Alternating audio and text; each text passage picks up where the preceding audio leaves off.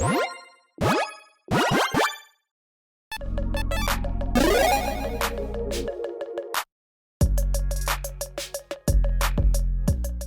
everyone, Mitch coming in for the Commander Score Studio. Welcome to the show. So with spoiler season wrapping up, and we're starting to see the actual prices and what they might be on some of these cards for Outlaws at Thunder Junction, well, it's time for me to break things down and let you know which cards you need for your Commander decks, no matter what your budget is. So I'm going to break things down for ones that are within my budget, ones that might be within your budget. Let's jump into it.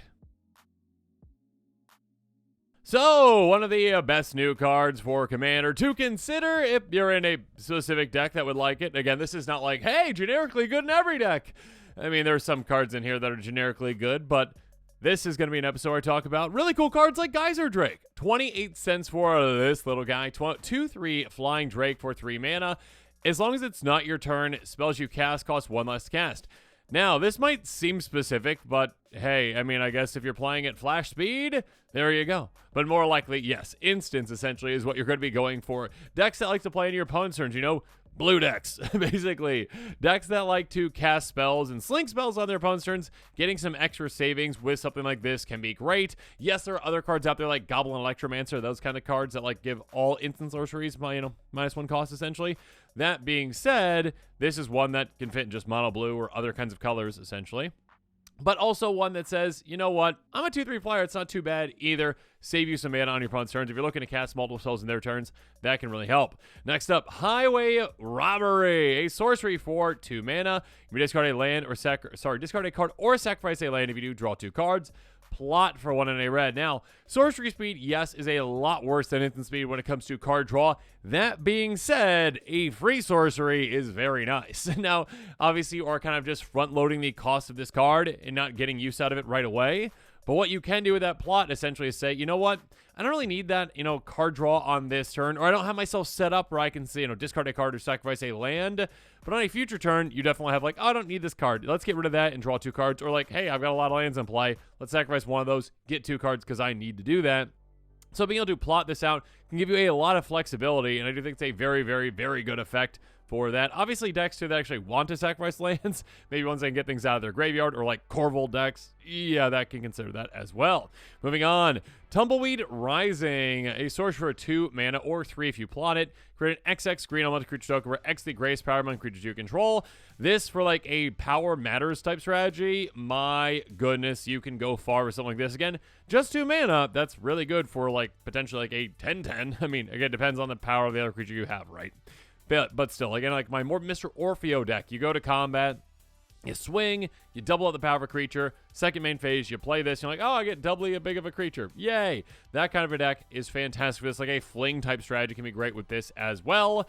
But yes, being able to plot this, it does cost 1 more to do so, but it gives you that flexibility to be like, I don't need big creatures out right now, but I don't have anything to do with this 3 mana this turn, so let's set this aside, get a big creature out later, utilize it when I need to utilize it, and again, basically save that mana on that turn for something else.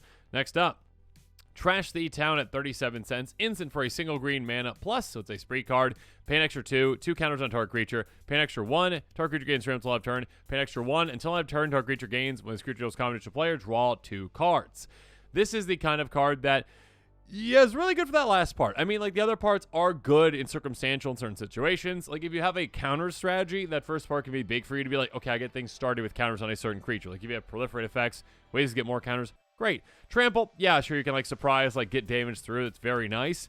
And that can obviously work very well with that last part. But yeah, basically more so, hey, if I'm swinging and I get through on an opponent, I know I'm going to get through. All I need to do is just pay 2 mana, draw 2. That's pretty good. Right there at instant speed. Also, keep in mind that if that creature, say, has double strike, you're drawing 4 cards. If you have extra combats, essentially, you're getting as well. That's even more potential cards drawn, too. So, yeah, giving a creature, when it deals combat to a player, draw 2 cards can be very, very, very impactful. And, yeah, I can definitely say a good amount of decks considering something like this. Moving on, Brimstone Roundup, an enchantment for 2 mana in red. Whenever you cast your second spell each turn, make a 1/1 mercenary. And then also as plot for 2 and a red. So again, being able to save up, essentially mana on a separate turn if you don't need this effect right away because, yeah, you're going to be spending your mana and you're like, okay, get it down, but like I'm not getting any value out of it. Sure, plot it. And then also, I mean, there's kind of like that flexibility where like your opponent doesn't know what that plot card is. So later on when you're set up, get it out. That being said, yeah, being able to potentially create, with each trap on the table, 4 mercenaries, that's pretty good. If you want like a token, like Spellslinger type strategy, you can do really well with this. Yeah, it's an interesting card for sure. Next up, Frostfication, there we go. I always mess that one up. Enchantment for 3 mana. At the beginning of combat your turn, choose 1. Target creature control gets plus 0 until end of turn, or target creature control gains menace and haste till end of turn. This is one of those, it's kind of like Fervor, right? Fervor is probably technically better in most scenarios than this. That being said, this has a bit more flexibility, obviously, because Fervor is just like, hey, your creatures get haste. This doesn't give all your creatures haste.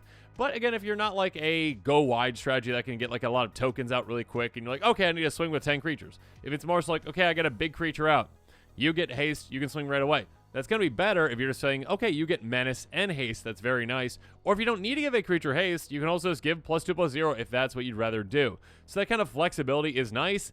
Most decks, I think, will prefer Fervor, but decks that really just care about giving 1 creature haste, again, for an activated ability for swinging right away, this is going to be better. Next up, Hollow Marauder, a 4/2 Spectre Rogue for 7 mana, but you're probably never going to pay that. Costs 1 less gas for each creature card in your graveyard. Flying, enters the battlefield. Any of your target opponents each discard a card. For each of those opponents who didn't discard a card, made a value 4 or greater, draw a card. This is kind of like, was it Siphon Mind? Is that the one, essentially? But on a creature with an ETB. So this is one that, well, can obviously be used and abused in blink strategies. Gross. But also one that, obviously, you want to spend less than 7 for this, essentially. So throughout the game, naturally, you get creatures in your graveyard, right? You might be spending, 4 or 5. But in like a self-mill type deck, or like an aristocrat-style strategy where you sacrifice a bunch of creatures, this can cost just a single mana, which is quite nice and quite deadly to your opponents. And this can also just be, well, each opponent discards 1, you draw 3, like Siphon Mind, essentially. So it can be pretty good. Again, not for every kind of deck out there, but for decks that can nearly guarantee that you're going to have less cost for this, it can be really good. Moving on. Rustler Rampage, an instant for a single white mana. Again, spree though. Pay an extra 1, untap all creatures target player controls. Pay an extra 1, target creature gains double strike until end of turn. The thing about this one that is very nice, especially for Commander, this is flexible. This allows you to target anyone. Again, you do not have to be the player that is untapping those creatures. Most of the time, it's going to be that. And of course, for decks that are like, okay, tap all my creatures with activated abilities. Untap them, do it again. It's going to be a very, very powerful card. And yeah, 2 mana is going to be well worth that to untap your team. Though there are ones like Vitalize that cost less, there's not too many of those effects. That being said, the flexibility of Double Strike is nice too. But also, again, you can say, you know what, opponent? You're getting attacked right now, okay? You don't like that. I don't like that because that player over there that's attacking you, they're the threat. So if I untap your team, will you block a bunch of those creatures and take them out? And they're like, yeah. And you're like, okay, cool. This can kind of be like a weird removal spell and also like gain political favor essentially in the game as well. And also you can give a creature double strike. So like if your opponent has a better block because of that, great. They can like, okay, yeah, I'll help you keep your creature that takes out that bigger creature, okay? But also, yeah, just being able to give one of your creatures double strike out of nowhere at instant speed can be great and can be game ending for you. So yeah, this can see playing a decent amount of decks out there. Depends on the deck, depends on what you're looking to do with it. But yeah, if you've got a go away thread yourself, being able to basically give pseudo vigilance out of nowhere can be great. Or if you have a commander that can hit really hard, hitting twice as hard can obviously be like very deadly. Moving on. Rodeo Pyroman is a very interesting one, especially at common. 3/4 Human Mercenary for 4 mana. Whenever you cast your first spell each turn, add red. Yeah, this is like, hey, mini Berkey kind of in a way. Like every single one of your first spells has Ritual 2. Yes, Ritual red. Yeah, this can actually lead to a lot of very explosive turns. Obviously, it's only like on that first spell, right? But it is each turn, not just your own. So you play again like an Impulse Draw, not Impulse Draw. Let's say you play like Expedite, like a 1 mana draw card, replaces itself, and then also gives you extra mana. Again, you are basically netting mana by playing a 1 mana spell. And with instant speed spells like that one, yeah, do it on your opponent's turns as well. Play your second spells. Like these kind of like kind of decks that really like to play multiple spells on a turn, then gain benefits from that. Like, hey, when you catch your second spell, do this. Like we talked about earlier, can be great with this kind of effect. You play one spell to chain it into another one. Yeah, this can give you a lot of value throughout the game. Next up, Erid Archway, land, desert, enters battlefield, tapped, enters the battlefield, return land you control back to its owner's hand. If another desert return this way, surveil 1, tap, add 2. This obviously is good for desert decks. Deserts. But outside of that, like if you have guildless commons in your deck, this is basically the exact same thing. Even if you don't have any other deserts, essentially, it doesn't matter. That does not matter. This is basically just guildless commons. So make sure you're considering that. Obviously, landfall decks love bounce lands. And if you're in like, just say like Simic landfall with like Tatiova, you usually have access to like 2. Now you get 3. Good for you. I mean, there's those other ones that are like more specific, but you know what I mean. Moving on, Visage Bandit, a 2/2 shapeshifter rogue for 4 mana in blue, but you can plot it for just 3 mana. End of battlefield is a copy of a creature you control except a shapeshifter rogue and other types. This is basically like, was it Mirror Image? Is that the one? I always mess up Mirror Image and Mirror Reflection. Maybe it's Mirror Reflection. Whichever one is the 3 mana one that's got really cool art on it that's in blue. This is basically that, but it is plotted. I mean, you could just play for 4, but at 4 mana, right, that's where you typically just have like regular clones that can like clone anything, including your opponent's creature, so that's like worse. But the fact that you can plot it makes this better in some ways, that you're like, okay, even though it's only my creatures, I can use that mana, save it for something else on another turn, or save it for when I get an actual really good creature out that I want to copy, wait for that time, use that, and then again, you saved up that mana essentially. So it's really nice. So yeah, if you have any kind of a deck that really wants to essentially, make copies of creatures. If you have other clone effects in your deck, make sure you're considering this one again, especially if you have like Mirror Image. It's basically the exact same thing, except it makes it Shapeshifter Rogue, which I guess if you have Outlaw Tribal, or if you have Rogue Tribal, or whatever it is, there you go. Moving on, form a Aposi. Sorcery for X and borrows colors. Create X 1/1 mercenary creature tokens with, tap this creature, or tap, target creature gets +1/+0 until turn, active sorcery. This is an interesting one. Because, yes, I mean, is it like strictly worse than, say, like a Secure the Wastes? It depends on the deck, kind of. Secure the Waste is instant speed, cost 1 less mana, essentially no red in it. So that is just like good, like, hey, save up your mana right before your turn, dump all this mana into it, and all of a sudden you have 10 creatures out of nowhere, and your opponent's like, oh no, army out of nowhere. Whereas this is like, okay, I play it. And now I have a board. I don't have haste, though. Okay. Hopefully no one wraths. Yeah, that's kind of what's going to happen with this one. That being said, obviously you are in red. You've got access to fervor-type strategies, fervor-type effects, I should say. Being able to utilize those to give your creatures haste, like these, can be huge, because this can also just be giant pump effects. Only at sorcery speed, but keep that in mind. Do I think that extra mana and sorcery speed is worth this compared to, like, Secure the Waste in most situations? No. That being said, it's still a decent, like, hey, dump a bunch of mana of this, make a bunch of creatures. There's only so many of those kinds of effects. Moving on. Zuelinkbreaker, a 1/1 rat warlock for a single black mana. When it dies, create a 1/1 red mercenary. This is basically, oh goodness, Doomed Traveler. That's I think that's like the original one, or the one that really like made a splash initially when Aristocrats finally started.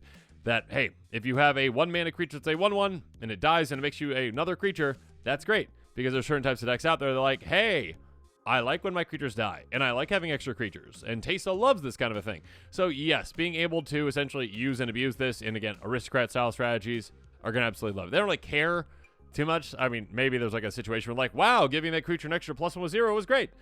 Getting a 1/1 that does nothing versus a 0/1 that does nothing versus a 1/1 that can tap and pump, it's not really that big of a difference. All you do is you really just care about, hey, I get 1 creature when this dies, and it's a 1 mana creature. Moving on. Shifting Grift, a sorcery for 2 blue spree. 2 blue, I should say. There's gonna be comments like, oh, 2 and a blue. No, I know it's different. Blue plus spree.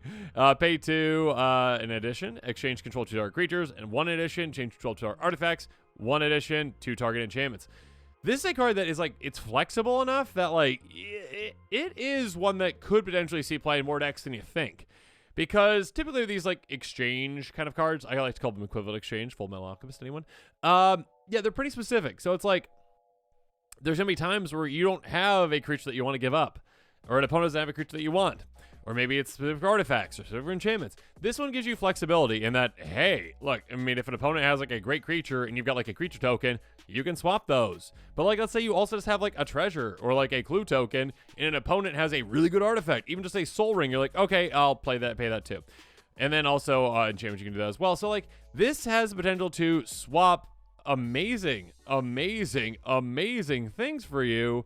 And again, it's less circumstantial because it gives you more options. And it also gives you like the 1 or more. So like, you can do multiple. So yeah, I think this one actually going to see more play than people think. It's the type of card that can like really change a game for you. So yeah, I think it's a pretty cool card. Next up, Getaway Glamour, instant for a single white mana. Again, a spree card though, that +1, exile target non-token creature, return to the battlefield under token's control, you can extend step, or +2, destroy target creature if no other creature has greater power. This one's actually quite good. So like, for a blink strategy, yeah, you can just basically consider this one. Like, yeah, would you rather your blink effect be like a single mana, like a Cloud Shift? Sure. That being said, it does allow you to target your opponent's things as well, so that extra 1 mana is kind of worth it in a way, like kind of like a flicker kind of card.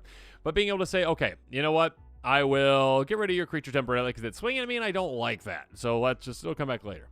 Or like getting rid of a blocker. Again, it does come back at the end step, so it can work in those ways. It also can save one of your creatures versus, like, say, a Cloud Shift from a board wipe because it's not just blink and come right back and then, oh no, the board wipe's still here. This is blink and then go away for a bit and then come back at the end step. That being said, again, that flexibility to also give you the ability to get rid of the best creature on the board, potentially, again, greatest power. So, I mean, obviously, there's going to be times where, like, you have the creature with the greatest power, or, like, the greatest power creature out there isn't necessarily the best creature that you really want to get rid of. That being said, you can combine these, right? And they're going to go in the order that they are. So if there's one creature on the board that you're like, oh, I've got the creature that has the biggest power, but the second biggest power creature out there is the one I really want to get rid of, blink your own creature, get rid of that. It's flexible. It's good. I mean, definitely can see playing blink decks out there, of course, other decks as well. Next up, Map the Frontier. We got it again. Yet another explosive vegetation that is better than explosive vegetation. Even if it's like very slightly better, it is, I mean, decks should consider this over that. Sorcery for 4 mana, search life into 2 basic land cards and or desert cards from the battlefield, tap, then shuffle. Here's the thing. I mean, what is the one? Scavenger Grounds? That one? Yes, I believe that's the one. I think it's like pay 2 tap, sacrifice a desert, exile someone's graveyard. That's very good.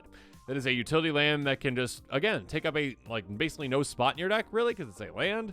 And say, hey, you need removal for graveyards. That can be a big thing, and that can just shut down certain strategies in certain decks. Like self-mill, like graveyard reanimation type stuff. We're like, haha, my graveyard. And then you're like, I play a Scavenger Grounds. You're like, no, the worst thing of all time. So being able to play, like, Map the Frontier just to go get that plus another basic. Even if you just have Map the Frontier. Even if you just have Scavenger Grounds in your deck, this is, and no other deserts, this is strictly better than Explosive Vegetation. So even if that's like the bar, that's pretty good. I mean, obviously, if you have a desert deck, use this. Very good, very good. Next up, Return the Favor. I love these spree cards. Instant for red plus spree. +1. Copy target instant sorcery, spell, active ability, or triggered ability. Choose target to the copy. Or another one, change the target spell or ability with a single target. So this one is one that, again, like, most of these, like, copy spells are, like, kind of, like, basically 2 mana for the most part. And they are only instant sorceries, typically. This one, though, gives you instant sorceries, activated triggered abilities that you can copy, and you can also change the direction. So, like, for 3 mana, this is already a lot of value, but if you can get it for 4, if like an opponent's targeting something you don't want them to target, you're like, no, let's move that, and also copy it and get double the effect, essentially, that you would have gotten. That's huge. So, I mean, I'd say for the most part, like, if you're including, like, a copy kind of spell in your deck, this is a really good one. Like, my Joda deck is definitely considering this. That being said, if you have a deck that needs to be able to redirect things as well, like, again, if you're just in red and you're like, I really would like to have redirection things, yeah, that's also very, very good. So I think this is a card that's very, very spicy, very, very good for the right deck. Moving on. I believe this is the final card out of my budget buys. Again, cards that are $1 or less within my budget. Fleeting Reflection, instant for 1 and a blue. Target creature control gains hexproof until end of turn. Untap that creature until end of turn. It becomes a copy of up to 1 other target creature. This is a very interesting and strange card that, like, the further you read it, you're like, okay, cool, okay, hexproof, untap, yeah, it makes sense. We've seen these kind of things before. And it's like, whoa, what? It, like, kind of, like, turns into, like, a temporary clone in a way. Pretty cool. So this one, yeah, I mean, I'm not going to say it's definitely not for every deck out there, but, like, it is a good protection spell. It is one that, again, if you have a commander with an activated ability that taps, you're like, okay, cool, I can get my commander hexproof, untap it to respond to an opponent trying to target and take it out, to protect it, also untap it so I can utilize it again. Oh, but I mean, that in that case, you're like, I probably don't want to change to another creature, but maybe you do. But yeah, being able to just, hey, turn any of your creatures into the best creature on the board temporarily and give it hexproof, that is huge. That is massive. And it doesn't even have to be like, it can just be on your turn, like, before you're about to attack, you're like, well, that opponent has a giant creature that I would like to have on my side. Like, they have Blightsteel, okay? You're like, okay, cool. I'm going to turn my little 1/1 into a Blightsteel, and this one has hexproof. Good luck. So yeah, this can be a game-ending card, but also a good, like, utility card that can be protecting as well. It's very cool.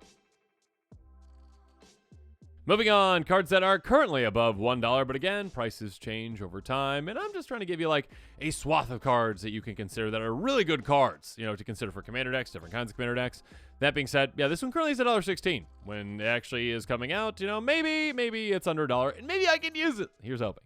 Sorcery for 4 mana in green, or you can plot it for just 3. Create X2/1 green varmint creature tokens or X the number of creature cards in your graveyard. This is kind of like what, spider spawning essentially, but potentially even better. Again, being able to plot this and just, like, leave it off to the side and be like, okay, I'll leave you there, and then when I build up my graveyard and get creature cards in it, I will utilize you and make a ton of varmint. So that can be pretty cool. A very big, like, explosive type play. Yeah, I mean, Starter Spawner, you can, like, flash it back and do it again, but, like, this one's more so like, no. Just, like, invest a little bit of mana. When you're ready later on, big explosive play. Very cool. Next up, Lava's for Boots. Yeah, this is kind of like mini Swiftfoot Boots in a way. Artifact equipment for 1. Equip 1. Equip creature gets +1/+0 and has haste and ward 1. Do you like Swiftfoot Boots? Yes, here's like a mini Boots. It's technically, I mean, it's just worse. It is worse than Swiftfoot Boots. It costs less. It does give the creature +1/+0, but is that worth switching out Hexproof, which is perfect protection from any targeting essentially, versus Ward 1, which is a slight annoyance and deterrence? It is still a good deterrence, right? It is still like a reason a player might be like, I actually don't have enough mana to cast this to target that. Or, I really want to save that 1 mana to use for something else and like try to target something else with this spell instead. So it does work in that way. The haste is already just nice on an equipment though, and just like a equipment that just is 1, that costs 1 equipment gives haste, plus a little bit of deterrence, ++1. This is definitely going to see play. Next up, Requisition Raid. Search for a single white mana. Sorcery speed spree. Destroy target artifact, destroy target enchantment, or put a counter on each creature target play controls. All those are +1. Here's the thing. I will say, I think some players are going to overvalue this one. It shouldn't be undervalued in some ways, but like it being sorcery speed is a bummer, right? It is a bummer. Wear and Tear is strictly better in my opinion. A very good card, very flexible removal. This one's like, oh, it's the same cost as Wear and Tear kind of if you really do these things or this. Yes, I'd say here's the thing. If you have a counter strategy, consider this one. Because again, it can give you a counter each creature you control. And for 2 mana, that's pretty good. Especially if you're like, oh, for an extra mana, I'll be like, you know what? Let's destroy that artifact, destroy that enchantment. All right, we can do that. That being said, if you don't have a counter strategy, I wouldn't consider this one. Okay, so this is like more so like a good one to consider if you're in specific strategy. But outside of that, like don't overvalue it, okay? Instant speed is pretty good. Very good. Next up, Pitiless Carnage. A sorcery for 4 mana or plot it for just 3. Sacrifice any opponent you control, then draw that many cards. Yeah, it's really, really good. What's the other one? Like Reprocess essentially is 4 mana and more specific on what you can sacrifice. This one is just no. I will sacrifice whatever I want, and I will draw a lot of cards. Again, for free on that turn, because I already paid it. I plotted it off to the side, and then just when I'm ready to go on my Aristocrat-style strategy, I'm going to just sacrifice 10 things, draw 10. Great. For free. Yeah, this is very, very good for those kind of strategies that don't mind sacrificing things. Let me know in the console. I'd say, like, just, like, sacrifice any permanents you control. Like, you can't just sacrifice your opponent's permanents anyway, so, like, why would you specify that? I don't know. Anyways, has that been like other things too? Like permanent you control shouldn't just be sacrifice any number of permanents? Isn't it just implied that you control them? Right? I don't know. Okay, anyways, being able to just sacrifice things and draw, that's huge. Again, Aristocrat style strategies, ones that actually care about sacrifice creatures getting triggers, huge for those. Outcaster Trailblazer. Yeah, this is going to be pretty popular, I imagine. A 4/2 human druid for 3 mana in green. Enters battlefield at 1 mana of any color. You can also plot this for just the exact same cost. Or a creature with power 4 greater than battlefield control, draw a card. This is a really spicy card because you're just like, okay, I set this off to the side for the plot cost. Then later on, I'm like, okay, big turn, let's go. Play it, basically get a free mana. It's kind of like a free ritual effect on that turn. Get that mana on the CTBs. Also, hey, you know what? Let's get some creatures and play that at power 4 or greater. It's kind of like what Garrick's Pack Leader in a way, essentially. But, you know, lower costed, gives you mana when it comes into play. And also counts creatures that are slightly higher, right? I mean, if you have creatures that have 3 power, you probably have a lot of creatures that have 4 power too. So, like, in those kinds of decks, like Beast Whisperer is like more so like small creature sometimes, but if you got a big power creature deck, congratulations. It's a really, really good card for like Gorkla type decks too. Annie joins up. Gross. Legendary Champion for 4 mana, and Naya enters the battlefield. Does 5 to ensure creature planeswalker opponent controls. If a triggered ability of a legendary creature you control triggers, ability triggers additional time. Do you have a commander that's in Naya or any combination of colors that include Naya that has a triggered ability? Use it. Just use it. It doesn't matter if you have no other legendary creatures. All you need is to have a commander that is in these colors that has a triggered ability that isn't like garbage that you actually want to build a deck around. This belongs in that deck. Okay? If you're a legendary tribal, it also belongs in those decks too. Next up, Rush of Dread, a sorcery for 3 mana in black. Sorcery spree. Extra 1, target opponent sacrifice half the creatures they control, rounded up. Extra 2, target opponent discards half the cards of their hand, rounded up. Extra 2, target opponent loses half their life, rounded up. Yeah, I mean, typically, again, at 4 mana, like, making someone sacrifice half the creatures they control, it's pretty good. I mean, there's other ones, like, oh, is it Vertus Maneuver, whatever that one is. That's, like, can make multiple opponents sacrifice all the creatures, or half the creatures they have. and other benefits too. But like this one has more flexibility and like, okay, I can also like, oh, that player's got 7 cards in their hand and they're like really going off. Like, let's get rid of half their hand. Oh, that player's at like 100 life because they're in a life gain strategy. Let's bring them back down. Or like they're at 20 life. Let's bring them down to 10 anyways.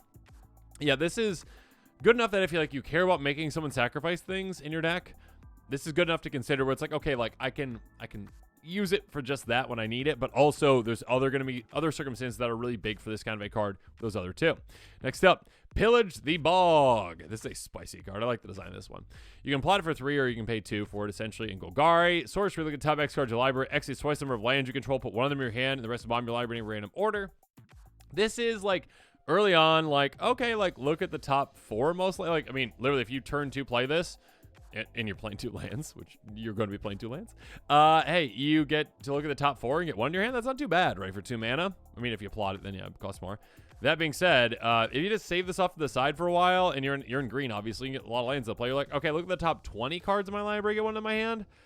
Yeah, that's quite powerful. It's very powerful, actually, and it can be kind of like a mini tutor in that way. So it's like flexible. It can be decent, like, card selection early on, but like later on in the game, it's like mini tutor off the top 20 plus. You're basically getting whatever you want. So a very, very interesting card there. That being said, yeah, only for decks that care about lands. You're in green. You care about lands. Okay, next up, Hell to Pay. Sorcery for X and 8 red. X damage to our creature. Create a number of tapped treasure tokens equal to that amount of excess damage that creature dealt this way. This is kind of card where, like, okay, you can get to the amount of mana that you need to, like, take out a creature. They're like, oh, that's got 6 toughness. Okay, I really need to take that out. Cool, okay. And if you have, like, an extra mana lying around, you're like, okay, cool, I'll get an extra treasure for that. It's either like, okay, I reach to take out the creature, and I maybe get a treasure or no treasures at all to take it out. Or, like, I'm like, oh, cool, there's a 1/1 over there. I could use a lot of treasures on my next turn. Okay, I'll just overkill it, essentially, and then get, like, 7 treasures on my next turn. So it's very good in that aspect. If you have a treasure deck, yeah, consider this one. Claim Jumper.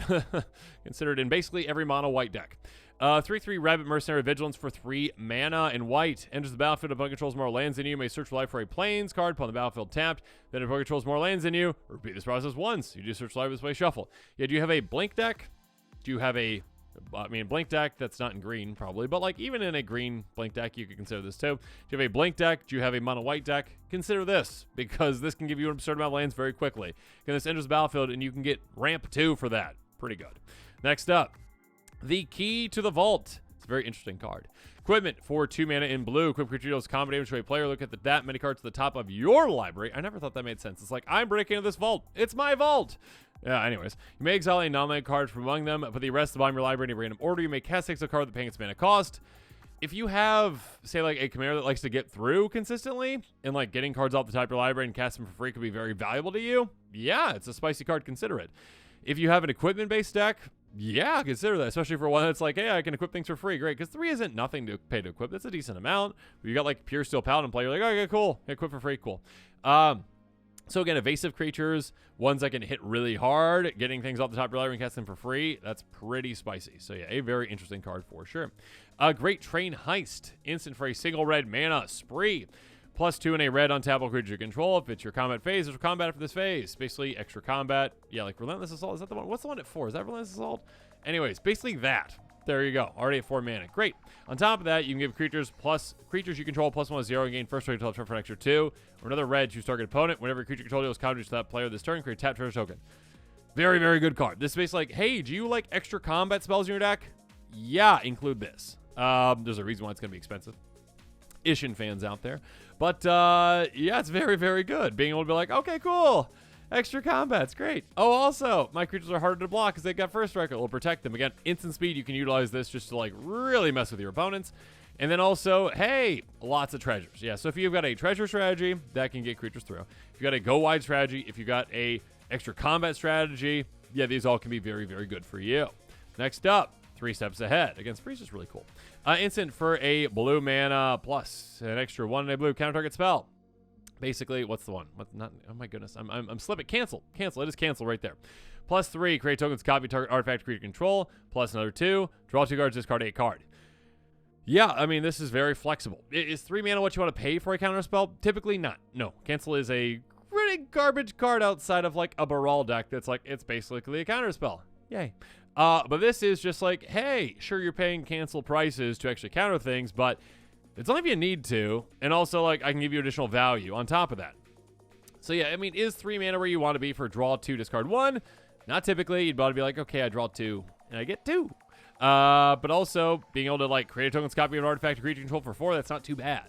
So, and of course, any combination of all these things is very, very good. So, yeah, it's a very flexible card that can help you out in a lot of circumstances. And kind of being able to be like, okay, like, give one of your counter spells in your deck, like, flexibility. That's a good card to put in there. Are you going to take out, like, negate for it? Probably not, but, like, you might take out something else. Next up, Insatiable Avarest, a spicy card. Sorcery for a single black mana. Panic Juice, search your library for a card. Shuffle your library, put that card on top. Pay black. Target player draws 3 to loses 3. Was it Painful Truths? Is that the one? I always mess up on that. It's like the Converge card or whatever it is, where you pay like 3 different mana, different colors, and you draw 3, lose 3. This is that, essentially, like, but also much better. I mean, not much better. It's harder to cast. It's not for every deck out there that's like, you need to be in mono black or like a 2-color deck probably to really consider this one. If you really care a lot about that second part, but you just care about like tutoring, great, good for you. A really good card for that. It's overcosted just for that, obviously, compared to like Vampiric Tutor, but it's also a very expensive card. That being said, having the flexibility of, again, hey, get a card on top and draw into it, plus 2 other cards. 3 cards for 3 life, for 3 mana. Yeah, sign me up for that any day of the week. 3 life is nothing in Commander. 3 cards for 3 mana is very, very efficient. So this is either a tutor that is a little slow, but that's fine, or a great draw spell. Yeah, this is great. Good for you. Really good card. Step Between Worlds. Sorcery for 5 mana in blue. Plot for 6 mana. Each player may shuffle their hand and graveyard in the library. Each player who does draw 7 cards. Exile Step Between Worlds. Kind of like a wheel effect, essentially. The fact that you can plot this, though, is huge. So being able to just, like, save this off to the side, you're paying 1 more for that, but that's okay. But then on a big explosive turn, being like, yeah, let's just get rid of things and get them back. Or again, if you have certain cards in your hand that you actually want to play, but you don't, like, want to play them just yet, you're like, okay, cool. I'll save this off to the side, utilize those cards on a different turn, and then when I'm out of cards or whatever, get rid of my hand, get rid of my graveyard, shuffle it back in, basically time warp, essentially. Time twister, we got there. Yeah, it is a May, though, so, like, it's not, like, in for those wheel decks or, like, wanting to force your opponents to draw cards for one, thing or another, essentially. The kind of punishing effects you might have. But, yeah, it is a very good wheel effect with that flexibility. Speaking of good, Smuggler Surprise, and I'm not surprised to see this one be $8.85 right now. Instant for a single green mana. Spree, though. +2, mill 4 cards. You may put 2 creature and land cards among them into your graveyard, into your hand. That's probably the weakest part of this whole thing, which is already still pretty good. +4 in a green, you may put 2 creature cards in your hand on the battlefield. Basically, like, part of Tooth and Nail. Like, one of the halves of Tooth and Nail, but cheaper even, right? Instant speed. An extra 1, creatures you control with power 4 or greater gain Hex or Indestructible on turn. Kind of like Heroic Intervention, not for every single one of your permanents, but, like, if you have big creature deck, yeah, this is basically Heroic Intervention for that deck. So this is, hey, cheat 2 things out, block with them, and with Hexproof too. And also, yeah, some potential card advantage. I mean, obviously, if you're paying all the mana for all this, it's a lot of value. You can be like, okay, cool. Instant speed, out of nowhere. Get 2 great creatures out of my, top 4 cards that I milled, essentially. Get them into my hand, cheat them into play. They get Hexproof Indestructible, huge, game-changing play. Most of the time, those can be like, oh, a great, I'd say, personally, I think this is going to be more so a great, like, protection spell for the most part, with, like, additional value on top. Like, oh, if I have 2 extra mana, sure, you know what, I'll protect my team, and then also maybe get some things off the top of my library into my hand to set myself up for some good card advantage for that. Or, yeah, just instant speed, trick my opponents, like, oh, no, I've got no creatures over here, don't swing at me. Ha-ha! Creatures come into play, Hexproof Indestructible. Some really explosive things can happen with this one. Next up, speaking of explosive, Railway Brawler. Goodness gracious. 5/5 Rhino Warrior for 5 mana in green. Reach Trample. Whenever another creature enters battlefield under control, put X counters on Rex as its power. Plot for just 4 mana. This thing is gross. This thing is absolutely gross. Do you have a counter strategy? Yeah. Do you have a big creature strategy? Yeah. Consider this one.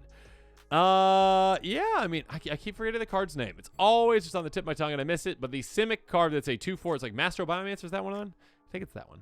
2/4 where it's like, hey, when a creature enters battlefield, it gets counters equal to this creature's power, Master Biomancer. Is that it? I don't know if that's it, actually. Regardless, this is like the opposite, where it's like, no. I don't care if I'm big, which 5 power is already big. That would be great to get like 5 counters on your creatures coming to play. This is like, no. Are you big? Cool. I'm a 10/10. Good for you, big creature coming to play. Now you're a 20/20. Plus, obviously, if you've got, doubling effects for counters or additional counters for, hardened scales, those kind of things. This is a very, very, very good and pretty push card. Yeah, it's good. I mean, power decks, again, counters decks, definitely consider something like this. Speaking of pushed, Goodness gracious, Wizards. Yeah, $20, not surprised. 0/0 Hydra for X and a green. Goldvein Hydra, Vigilance Triple Haste. Enters with X counters on it. Oh, by the way, when it dies, you make a number of tap turns to its power.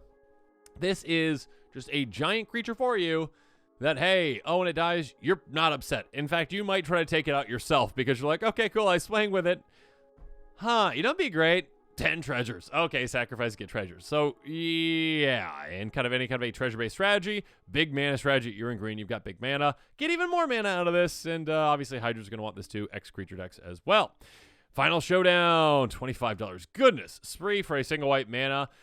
+1, all creatures with ability until end of turn. +1, choose a creature control gains indestructible turn. +3, white, destroy all creatures.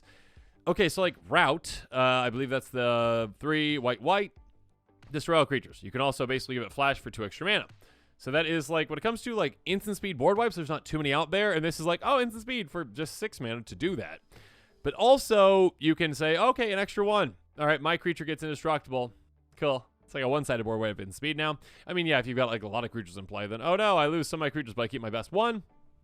That being said, being able to say, oh, hey, you've got like a bunch of like indestructible creatures over there, or a bunch of ones with like regeneration or whatever. Like, no, let's just take all those abilities. So this is actually a board wipe that gets around certain pesky elements that most board wipes don't get around. That also can be instant speed. That also can be one-sided.